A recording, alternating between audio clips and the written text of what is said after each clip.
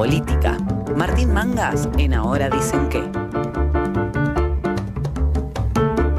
21:08, miércoles 19 de julio, estás en la Freeway, la 90.7, te hacemos compañía hasta las 22 y como anunció ahí el separador, ya estamos en comunicación con Martín Mangas. Hola Martín, buenas noches, ¿cómo estás? Acá todo el equipo de Ahora Dicen Qué. Hola Leo, ¿cómo te va? Buenas noches, hola a todos. Gracias por estar nuevamente del otro lado. Teníamos muchos temas en agenda, había quedado pendiente la última vez repasar un poco las opciones económicas que iban presentando cada espacio político y hubo también, bueno, las idas y vueltas con el fondo, los números de inflación que se conocieron. No sé por dónde querés arrancar. Una semana de la agenda económica argentina es muy cambiante y muy diversa, digamos, ¿no? Por donde ustedes quieran. Si te parece, ¿cómo estás viendo estas idas y vueltas con el fondo? Si estuviste leyendo alguna novedad, si se sabe por dónde puede venir un posible acuerdo o un no acuerdo, ¿qué es lo que estás viendo ahí? A ver, el tema se viene dilatando, ya hace casi 2 meses que el gobierno viene anunciando que está cerca. A ver, el punto acá central es que lo que el gobierno está pidiendo es que el fondo flexibilice las metas. Las metas, vale recordar que son las metas importantes del acuerdo, son 3, digamos, uno la acumulación de reservas, otro la reducción del déficit fiscal y el tercero es que el tipo de cambio, es decir, no se retrase, el tipo de cambio del dólar oficial no se retrase respecto a la inflación. La acumulación de reservas no fue posible cumplirla en estos 6 meses por producto de la sequía. El déficit fiscal planteado, el fondo sea de 1,5 puntos, el gobierno está tratando de que no sea mayor a 1 punto, no sea menor que 1,9 del producto. Y el tipo de cambio había empezado a acelerarse, digamos, la devaluación del peso se aceleraba más o menos la inflación en los primeros 4 meses del año, en los últimos 2 el gobierno levantó la pata un poquito porque eso impacta sobre los precios. Entonces, esos son los puntos, digamos. El interés de que el fondo flexibilice esas metas es para que le pueda al gobierno todo el dinero que tenía previsto desembolsar el fondo este año, anticiparlo de una. Martín, se va un poquito la señal, no sé si estás cerca de alguna ventana, por ahí nos conviene un poquito más, porque va y viene la señal y te perdemos un poquito. Bueno, no me estaba moviendo, pero bueno, decía que el gobierno lo que pretende es con esa flexibilización de metas firmar un acuerdo donde el fondo le gire ahora todos los recursos que tienen previstos para lo que resta del año. De manera tal de con eso afrontar una posible corrida que va a haber, que siempre en general sucede previo a un proceso electoral. Bueno, aparentemente lo de la acumulación de reservas yo creo que el fondo lo va a perdonar, porque lo de la sequía es lo real. Argentina ha perdido de recaudar 20.000 millones de dólares este año por un fenómeno natural que no hay mucho que hacer ahí. Me parece que el punto más crítico está en los otros dos, que en el déficit fiscal, que es un tema sensible para el gobierno, porque ajustar el gasto en un año electoral sería un tiro en los pies, y el tema de que el dólar se evalúe igual o más que la inflación. Y eso también es un tema sensible porque todos sabemos que tiene una presión. Me parece que el punto está ahí. Se dijo que el viernes se anunciaría algo, pero bueno, como estas especulaciones ya se hicieron otras veces y no sucedió, yo creo que hay que esperar. Pero si son esos 2 puntos que marcás, Martín, podría ser que el gobierno logre algo ahí más estable en el tipo de cambio, y el déficit fiscal, ¿le queda algún margen ahí? Sí, por ahí es la parte, como vos decías, más peleada, y más en el caso de que el candidato de Unidos por la Patria es el ministro de Economía en acción en este momento. Y ahí, hoy en la apertura, reflexionábamos un poquito de lo difícil que se le está haciendo la campaña a Massa de hablar de futuro, siendo él el ejecutor actual. Ahí también se cruza algo de su gestión, de su negociación con el fondo. A ver, yo creo que el gobierno obviamente está recontra interesado en cerrar el acuerdo para conseguir estos dólares frescos y tirar de acá a fin de año, y que el clima de zozobra que hay sobre el tipo de cambio, sobre una devaluación, sobre una corrida, sobre cualquier volatilidad financiera se despeje. Por supuesto no va a firmar cualquier cosa, porque si le exigen un ajuste de medio punto del producto, de un punto del producto, vender eso internamente en un proceso electoral es muy difícil. Si le exigen un salto devaluatorio muy abrupto, de golpe, tampoco me parece que lo va a aceptar, porque eso también compite contra los precios, la inflación, etcétera, y menos en un proceso preelectoral. Entonces, tiene por un lado esa urgencia, pero también no puede firmar cualquier cosa. Y yo creo que el Fondo Monetario sabe que en un contexto preelectoral es difícil hacerle firmar al que es ministro y candidato a la vez algo que no sea posible. Bueno, habrá que ver cuál es el punto medio que se encuentra, si se encuentra. Si no se encuentra, seguirá esta situación un tiempo más. Por lo tanto, eso no es favorable para el gobierno. Dejar abierta esta situación alimenta rumores del mercado que no son convenientes. Lo que vos mencionabas antes de la dificultad que tiene Massa como ministro y candidato, bueno, eso se sabía del momento que asumió el desafío, digamos. Le va a costar dar buenas noticias, digamos, y además todo el tiempo tiene que hacer un giro retórico entre el pasado, el presente, el futuro, que es muy difícil, digamos, ¿no? Porque hay cosas que del gobierno actual no son muy defendibles, entonces, pero no puede ser, tiene que ser un opo oficialista, digamos, porque aparte es ministro, tiene que defender cosas del oficialismo y mencionar algunas cosas que son más bien de un tinte opositor, pero sin serlo. Es un lugar complejo, digamos, ¿no? Es un lugar complejo. Martín, yo en lo personal creo que, termino con esta idea, yo en lo personal creo que la campaña de Massa hasta ahora, puesto en el traje de candidato, ya no de ministro, es una campaña que apela al temor, digamos, le van a quitar tal cosa, le van a quitar tal otra. No digo que ese temor y que eso que indique y plantee no sea realmente cierto, porque el programa de Cambiemos es un programa de ajuste, pero lo que digo es que muy difícilmente la gente vote solo por miedo.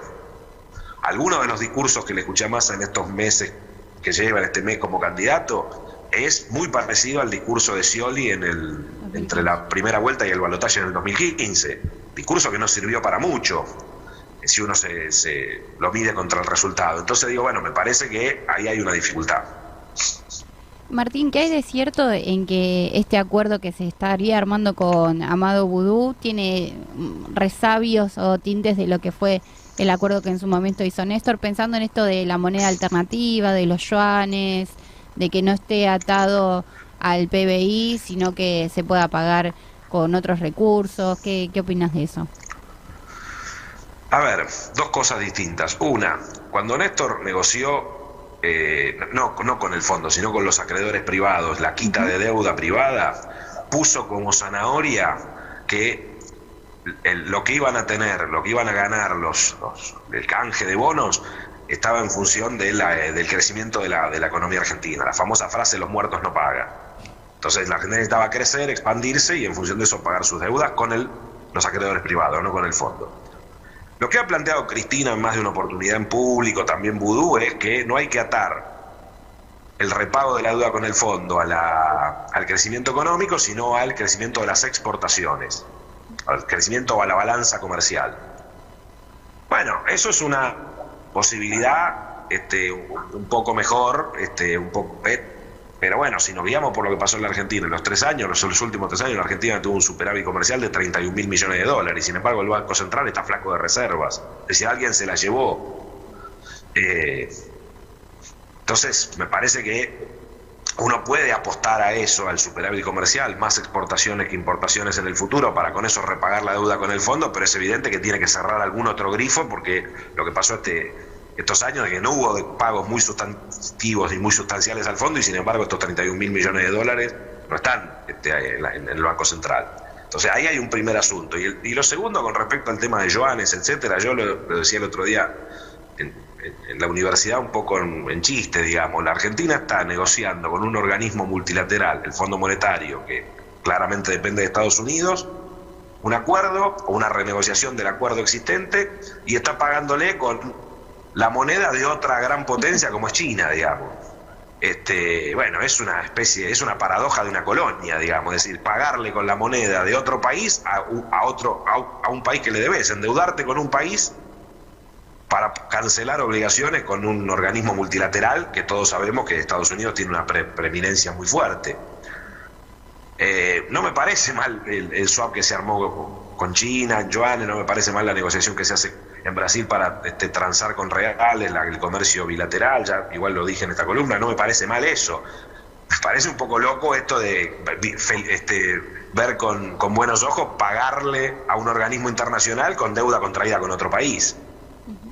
Sí, que sea auspicioso conseguir un crédito un poco más barato para cancelar otro, ya es raro, ¿no? Así que ya desde ahí... Sí, pero conseguirlo, digamos, pero cancelar, digamos, con deuda tomada por un país para cancelarle, digamos, a otro país o a otro conjunto de países que es el Fondo Monetario.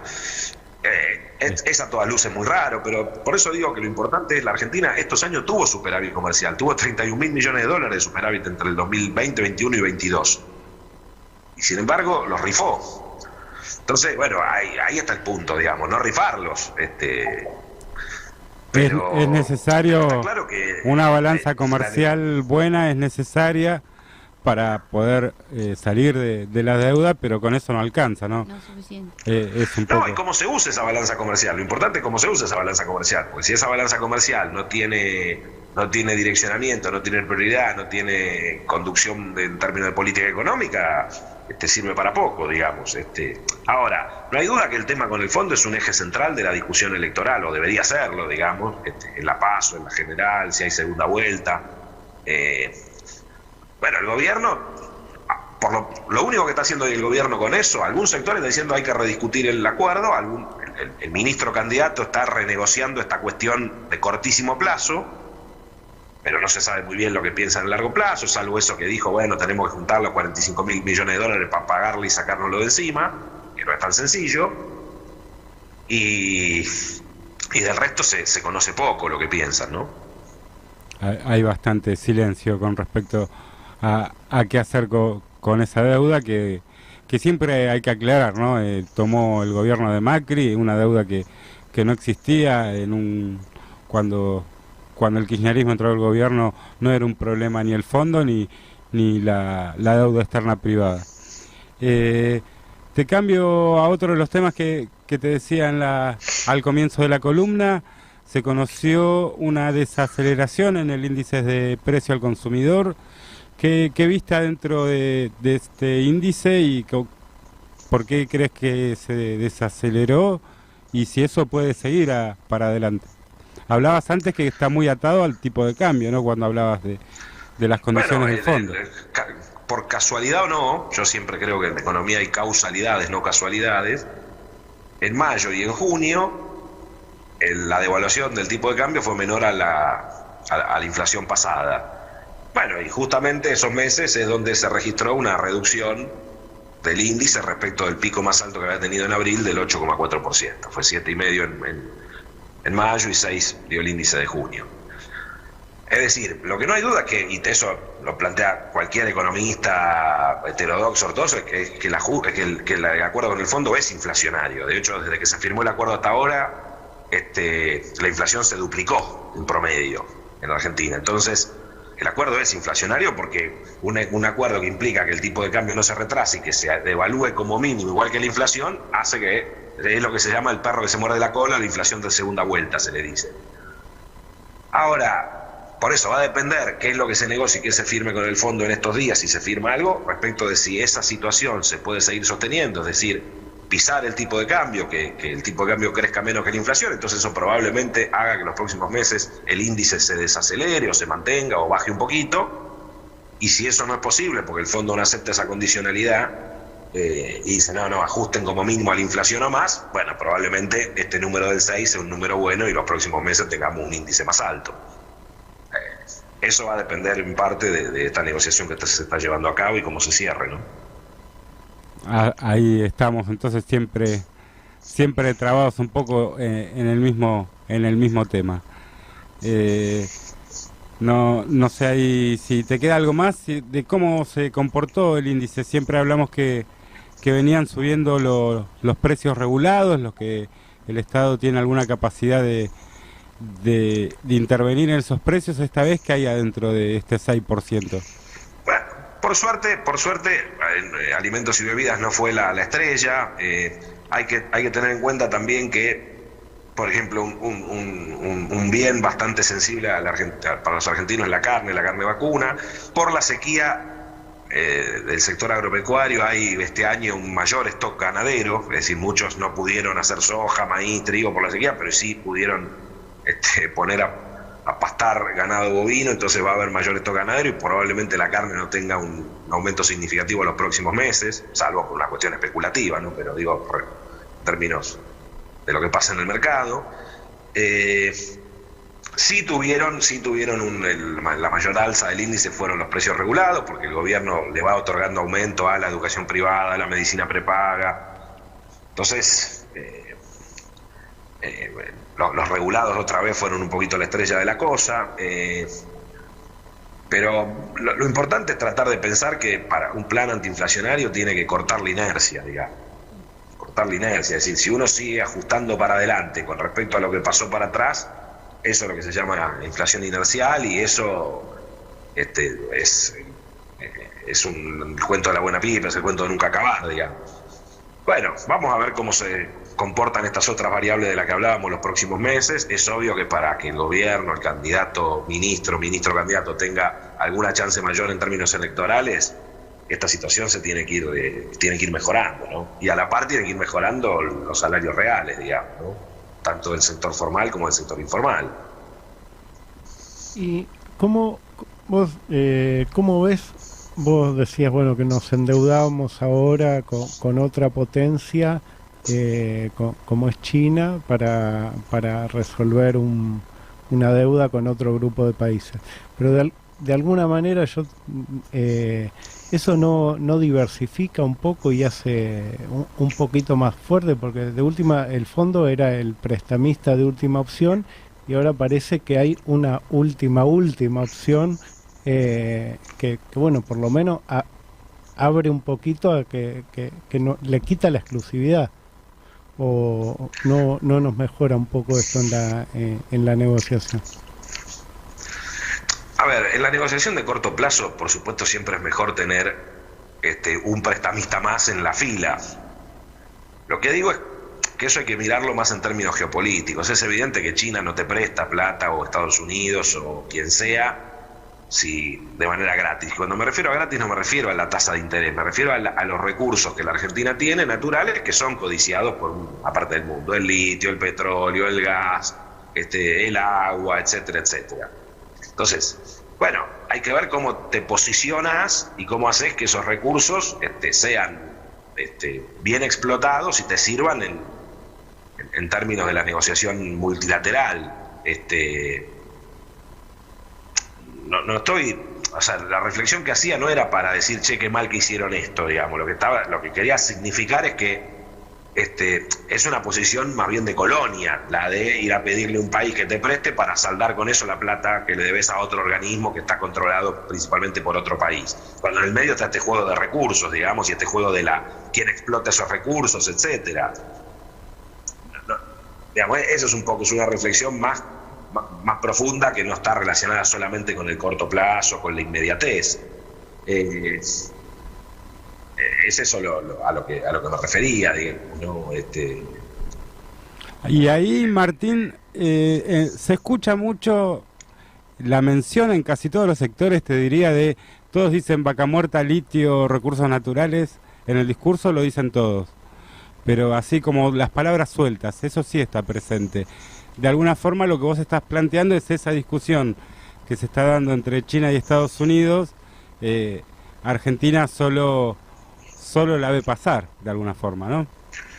Sí, vamos a por quedar eso digo, sí, en una posición de debilidad absoluta. A China, o le vendamos al mundo, sigan siendo commodities, sin valor agregado, sin desarrollo industrial propio, sin innovación científico-tecnológica, cambiá de acreedor, pero no te desarrollás, digamos. No sentás la base de desarrollo. A ver, yo tengo mis apreciaciones sobre China, digamos, respecto de es una potencia, tiene una mirada colonial, probablemente es más amistosa a ver, lo grafico de una manera bastante ramplona, digamos. Estados Unidos es como el vecino grandote que le dice a otro, que es el fondo, che, brindale protección a estos muchachos porque son simpáticos. China es el vecino que te dice, te presta plata, va a decir, bueno, te ayuda a que desarrolles alguna cosa, pero déjame explotar otra a cambio, o déjame que yo hago las obras para poder extraer lo que a mí me interesa. De última, algo de eso de desarrollo te genera algo. Pero digamos, no podemos desconocer que China tiene una lógica imperial, digamos. Entonces, bueno, lo que estoy diciendo es, podemos cambiar de imperio, digamos, pero me parece que el debate debería ser otro. Sí, la soberanía económica y la independencia política no aparece en ese Me parece debate. que el discurso debería ser otro. A mí me puede caer más simpático China, digo, desde el punto de vista ideológico, de una planificación estatal, pero no estoy hablando de eso, digamos. Obviamente que me cae más simpático, pero no estoy hablando de eso simplemente. Entonces, bueno, pongo esas luces de alerta, esas luces amarillas en esta discusión. Nada, eso. Ahora, por supuesto, se hace lo que se puede con las herramientas que se tienen, con las perillas que uno tiene en el control, pero por eso digo, me parece que hay otras cuestiones más de fondo atrás. Y por suerte la diplomacia, si podemos decir más bien peronista, eso de la tercera vía en este caso lo está explotando muy bien. Uno tenía así por ahí o se pensaba que Massa era un peronista con mucha llegada a la embajada de Estados Unidos. Sin embargo, se está mostrando muy abierto a dialogar con cualquiera de las dos partes, muy pragmático, y también ahí esa tradición de tercera vía peronista, en este caso se usa, me parece, con un poco de oportunismo que sirve. Sí, yo creo que siempre el peronismo fue pragmático, incluso durante el menemismo, que las famosas relaciones carnales con Estados Unidos, los primeros vínculos con China fueron durante el menemismo. Es decir, siempre el peronismo en todas sus facetas fue pragmático en las relaciones internacionales, y no dejó de serlo en este gobierno, o quizás menos de lo que uno hubiera querido, y quizás en esta última etapa un poco más, ¿no? Porque la necesidad, como digo, tiene cara de hereje, pero por eso me parece que hay que poner el planteo hacia futuro, digamos, ¿no? Un comentario yo quería hacer en relación a esto que mencionaban antes de los recursos, y que en todo caso lo que estaría en juego o debería ponerse en juego es la posición que va a tener la Argentina en relación a esos debates. Me parece que el problema que también tiene, por lo menos lo que es la gestión nacional, es que por la Constitución y por la práctica actual, las provincias se consideran dueñas de los recursos. Por lo tanto, es muy difícil instalar esta idea de Mesa Nacional de Litio o Mesa Nacional de recursos asociados al litio, al plomo y a otros metales emergentes. Me parece que ahí también hay un debate político que hay que dar sobre cómo se interpreta esa autonomía, sobre todo a la luz de las leyes de presupuestos mínimos, el mismo artículo 42 de la Constitución que dice otra cosa. Y ahí también entra en juego el peso que tienen los gobernadores, que quieren tirar ingresos para sus provincias y que de esa manera plantean extrapolar esa negociación que hacen hacia todos los recursos. No, a ver, lo que vos decís es efectivamente así. Parte del federalismo fiscal implica eso, parte de la reforma constitucional del 94 le dio esas potestades a las provincias de ser los, entre comillas, dueños del subsuelo. Entonces, efectivamente, esta negociación o esta discusión sobre qué hacer con los recursos naturales, si explotarlos de manera unilateral o no, si dejarlos que otros vengan y se lo lleven, o primero industrializarlo, etcétera, es una discusión que no es solo del presidente, sino que involucra a los gobiernos provinciales, y por supuesto ahí hay tensiones, conflictos, no hay una opinión parecida, incluso dentro del propio peronismo. Hace un mes atrás se quiso armar, entre comillas, la OPEP del litio, y fueron los gobernadores peronistas del norte, de Catamarca, de Salta, etcétera, los que lo echaron para atrás, digamos. Tampoco es que Morales estaba de acuerdo, pero que es el gobernador de Jujuy, y radical, y candidato a vice de Larreta, digo, pero los propios gobernadores peronistas estaban diciendo, no, esto es nuestro, ¿qué se va a meter el Estado Nacional acá? Entonces ahí hay una tensión. Lo que digo es que la idea del desarrollo nacional, de la soberanía económica, etcétera, no se discute de manera desagregada provincia por provincia, porque así no funciona, digamos. Si no, en vez de ser una república, seamos 24 repúblicas. Para eso yo creo que el poder político, la autoridad política presidencial, legitimada después de un proceso electoral, debería tener una un fuerte peso en esas decisiones y en esas orientaciones. Por supuesto, haciendo la parte a las provincias, es obvio. Pero yo creo que ahí hay que tener una conducción fuerte. A ver, cuando el kirchnerismo decide nacionalizar YPF, uno de los que primero se beneficia es la provincia de Neuquén. Pero no es que el kirchnerismo sometió la decisión a lo que opinaba el gobernador de Neuquén para tomar esa decisión. Tomó la decisión, en acuerdo con el gobernador de Neuquén, los neuquinos acompañaron. Bueno, acá hay que avanzar en ese sentido, digamos, ¿no? Pero primero hay que convencer a los propios, por así decirlo. Ni hablar. Sí, qué distinto era esa forma de toma de decisión, ¿no? De cómo fue el caso de YPF, ¿no? Con cómo se ganó el apoyo de los pueblos, de las intendencias, de los gobernadores para tomar decisiones, después llegar a la expropiación de las acciones, pero que faltó bastante de esa construcción a la hora de tomar medidas en este gobierno. Martín, de la agenda económica, no sé si te queda alguna cosita más que nos quieras completar. No, a mí me parece que ahora la campaña va a ser un buen momento para escuchar algunas iniciativas, propuestas de las principales fuerzas. Yo diría que, por lo que he escuchado de los candidatos de los tres principales, me refiero a Massa por Unión por la Patria y a los dos de Cambiemos, Bullrich y Larreta, todos tienen un discurso que la Argentina necesita exportar más. Eso es un discurso bastante común entre los tres. El tema es cómo, cuánto, con qué niveles de explotación, con qué niveles de desarrollo, etcétera. Me parece que eso es un tema a profundizar y a escuchar con bastante más atención, digamos, ¿no? Bueno, hay que ver si lo desarrollan o no los equipos, los candidatos en la campaña, y ese me parece que es un punto importante. Y después, obviamente, el otro punto es el Fondo Monetario y la deuda. En términos de agenda, lo grosso son esas cosas. Después hay cosas menores, el tema, no digo que sean menores el tema tributario, no, son cosas importantes, pero los otros dos son centrales, digamos. Ahí estamos, Martín, quedó clara en la columna de hoy. Te cambio un poquito el panorama porque sé que sos de una generación de militancia estudiantil, de muchos de los candidatos de que fue este domingo en Santa Fe. Cortito, ¿qué viste en Santa Fe? ¿Y se puede hacer algún análisis nacional que muchos fuerzan, me parece, de lo que pasó en las PASO de Santa Fe del domingo?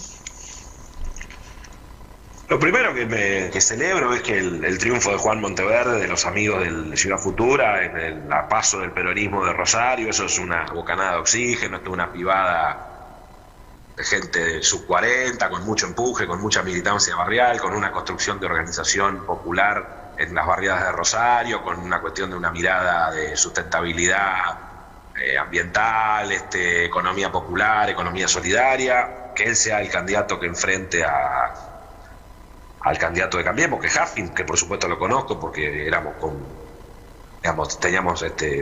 compartimos la militancia universitaria en diferentes espacios, pero él generacionalmente de mi edad. Me parece que es una buena cuestión, y aparte porque me parece que, como son los dos únicos que van a competir en Rosario, es como una especie de balotaje. No hay otros dos más que esos dos candidatos, porque el resto ninguno llegó al piso. Así que eso me pareció positivo. Que Cambiemos haya concentrado más del 60%, me parece que tiene que ver con que era una interna muy competitiva, muy instalada incluso a nivel nacional. La interna del peronismo no le interesaba casi nadie, porque estaba claro el ganador, que era Lewandowski, de antemano. Pero igual los números sorprenden, ¿no? Porque 63 a 27 es un número muy, muy difícil para remontar para el peronismo. No creo que la elección del 13 de septiembre se repita eso. Me parece que van a ser valores más normales, pero me parece que el peronismo a nivel provincial, digamos, tiene la elección muy cuesta arriba, muy cuesta arriba. Como digo, me entusiasma lo de Rosario. También lo digo sinceramente, no porque crea que Juan Monteverde le pueda ganar a Hafkin, porque el voto más conservador de la ciudad de Rosario, etcétera, no lo va a acompañar, pero sí porque me parece que puede haber una pelea franca, abierta, instalar otra figura política con mucha proyección para adelante. Tiene 38 años, toda la generación de Ciudad Futura, de militantes, concejales, de dirigentes, tienen 30 y pico, y aparte van a ser, como es una especie de balotaje, van a ser una elección muy buena, porque uno imagina que en el peor de los casos va a salir 60-40 esa elección. 60 para Hafling, 40 para Monteverde, y quizás sale mucho mejor de lo que yo espero y veo para Monteverde. Entonces nada, eso me parece lo más atractivo. Lo otro creo que ya está más o menos echado, me parece que el radicalismo va a ganar la provincia y también tiene que ver seguramente esto con un gobierno de la provincia de Perotti, de Santa Fe, que no ha sido bueno, ¿no? Sí, la información que tengo, por allegados, por conocidos, por colegas de la universidad, etcétera, etcétera, todo indica que fue un gobierno muy flojo. Gracias por este pequeño análisis cortito de lo que pasó en Santa Fe, pero sabiendo que conoces bastante Rosario y Santa Fe, era bueno tener tu opinión. Sí, digo algo más, muy cortito, que tiene que ver con esto. Hay un montón, por la actividad docente que realizo, investigación, me ha tocado estar en los últimos tiempos con dirigentes de intendencias cordobesas, también de la generación de esta de 30, 40, con esta mirada de sustentabilidad ecológica, etcétera, etcétera. Son gente muy valiosa, muchos de ellos obviamente tributan en el Frente de Todos, pero dentro del Frente de Todos tributan incluso a la gente o están referenciados en Grabois o en ese tipo de movimiento, y a mí eso me parece una cosa interesante. No estoy diciendo que no todo lo que plantea Grabois y dice me cae del todo bien, ni estoy de acuerdo, pero me parece que sí oxigena, y lo mismo me parece que está pasando en muchos lugares del interior del país, no tanto así en la provincia de Buenos Aires, eso no lo veo tan claro en la provincia de Buenos Aires ni en Capital, pero sí en lugares que conozco de Córdoba y de Santa Fe, principalmente Rosario. Hay como un reverdecer de lo local, de las gestiones locales, que había quedado un poco atrás. Me hace acordar un poco a finales de los 90, a principios de los 2000, donde las gestiones locales vuelven a tener su visión que aportar y su aire fresco a los otros niveles de la gestión. Sí, y lo que principalmente hay, termino con esto y no quiero robar más tiempo, hay una cantidad de dirigentes políticos en esos lugares que rompe la idea del posibilismo, digamos. Muchos de los discursos que escuchamos, incluso de los candidatos principales de Unión por la Patria, es posibilismo. Y bueno, es lo que se puede, no podemos más, no nos da la correlación de fuerza, qué sé yo. Algunos de estos otros rompen esa idea, la tratan de trascender. Bueno, y me parece que hay un espacio para eso, Un espacio que, no digo que sea ahora, ya, inmediatamente, pero me parece que es un espacio incluso de construcción más esperanzadora, de que, bueno, no se puede hacer nada, y administramos lo que está y mala suerte. Eso no entusiasma a nadie. Está claro tu visión, y gracias por este ratito que te sacamos de la agenda económica, pero aprovechamos para pensar un poco qué está pasando también en la agenda política. Abrazo grande, Martín. No, gracias a ustedes. A disposición, abrazo. Martín Mangas, docente, economista, investigador de la Universidad Nacional General Sarmiento, que siempre nos acompaña para analizar la agenda económica, hoy también un poco de política. Nos vamos escuchando a María Gabriele Pumer.